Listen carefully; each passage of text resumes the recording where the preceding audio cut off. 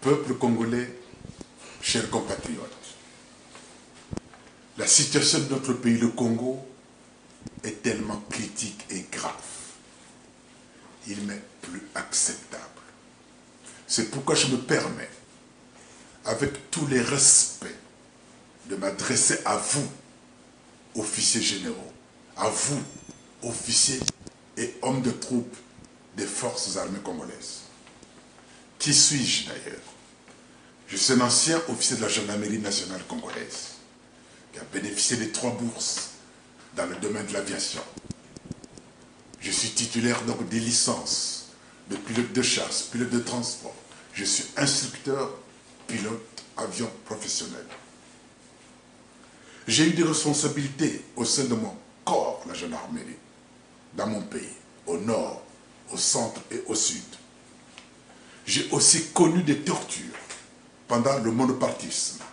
Et gendarme que j'étais, corps très discipliné, il fallait se taire. En tant que militaire, j'avais soutenu le général Sassou dans ses fonctions de chef de l'État, jusqu'à perdre les membres les plus chers de ma famille. Le général Sassou est au courant de cela. Aujourd'hui, il m'est impensable de continuer à me taire, à rester muet au regard de la situation catastrophique et chaotique de mon pays. Depuis la France, où j'étais intégré dans la fonction publique comme fonctionnaire de l'État français, la situation de mon pays m'interpelle toujours. Pour ces raisons, je veux m'adresser à vous, officiers généraux, officiers hommes de troupes de l'armée congolaise. Une armée nationale et républicaine a la mission de protéger les personnes et les biens de la nation. Depuis le 4 avril 2016, l'armée congolaise a envahi une région qu'elle bombarde sous prétexte de la recherche d'un terroriste. Une situation qui affecte, qui déstabilise et fragilise l'économie de tout un pays. Le devoir d'un officier, c'est de dire la vérité, rien que la vérité.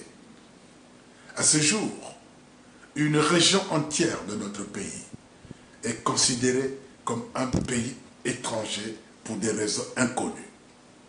Le Poul n'est pas un pays étranger. Le Poul est une région du Congo.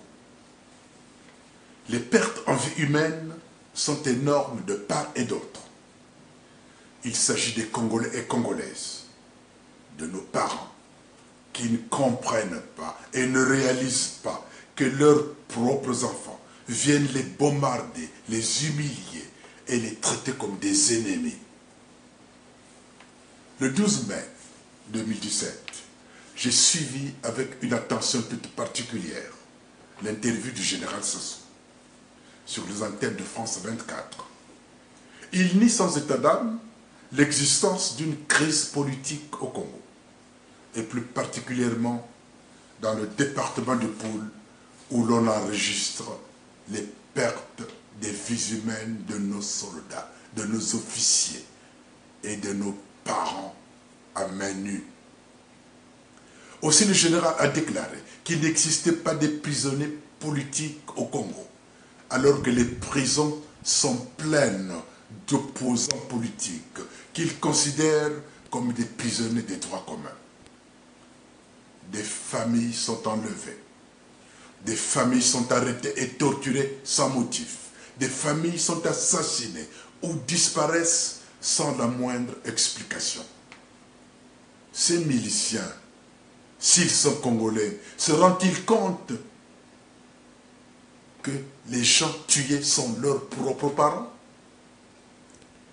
L'interview de M. Sassou a été mise à mal par le récent reportage de la journaliste de RFI, Mme Florence Maurice, où on entend des populations du Poul qui se sont réfugiées dans la région voisine de la Bouenza pour des atrocités qu'ils subissent du fait de ce conflit armé. Ces familles qui vivent leur drame de façon humiliante, ont besoin d'être soutenues. Car elles sont perturbées par un sentiment d'abandon, un sentiment de culpabilité, un sentiment de honte et de colère qui devient parfois obsédant, entravant dangereusement leur équilibre et leur avenir. Cette situation, combien désastreuse, déséquilibre le vivent ensemble et affecte la cohésion nationale. Frères d'armes, où se trouve notre conscience professionnelle? Après avoir effectué nos missions, nous nous rendons compte que ces ennemis, soi-disant ennemis, abattus avec nos armes, ne sont autres que nos propres parents. Le soir, lorsque nous nous retrouvons en famille, nous nous rendons compte que la violence est aussi une destruction par la réalité des actes. Un constat est toujours à faire, mais il n'est toujours pas fait dans sa totalité. Il s'agit d'impressions subjectives de la part d'un duo, l'agresseur et l'observateur. Chacun éprouve des sentiments de honte, de justification et de compassion. Le rapporteur spécial des Nations Unies sur le conflit en ex-Yougoslavie a estimé que le viol était un moyen de purification ethnique, des viols en public par exemple, devant un village entier pour terroriser la population et forcer les groupes ethniques à fuir. C'est la situation actuelle dans le département du Poul. Chers frères d'armes, il n'y a pas d'ennemis dans le Poul. Il n'y a que des Congolais et Congolaises, nos frères et sœurs, qui n'ont rien fait et qui ne comprennent pas que ces miliciens viennent les bombarder. Il n'y a pas d'ennemis dans le Poul. Il n'y a pas de terroristes dans le Poul.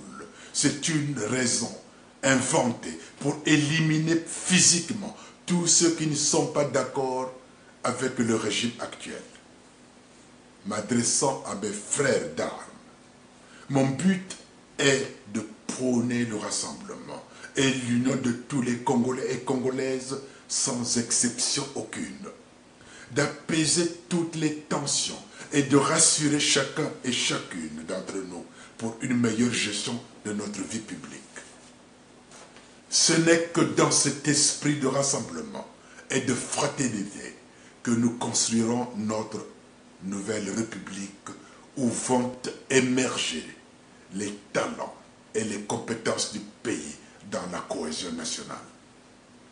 Les nuits sont très longues, je dis bien très longues pour nos parents qui souffrent, pour nos parents qui sont humiliés, pour nos parents qui ne savent plus où aller, qui n'ont plus rien à manger, qui n'ont plus rien à boire, qui n'ont plus de logement. Mais un jour, je dis bien un jour, le soleil finira par se lever. Tous les Congolais et Congolaises qui sont hors du pays, originaires du nord, du centre ou du sud, condamnent avec fermeté l'invasion du Poul par nos forces armées. Ils demandent la libération sans condition de tous les prisonniers politiques sans exception, afin que l'unité du pays retrouve sa place. Que Dieu bénisse le Congo. Vive la République, vive le Congo.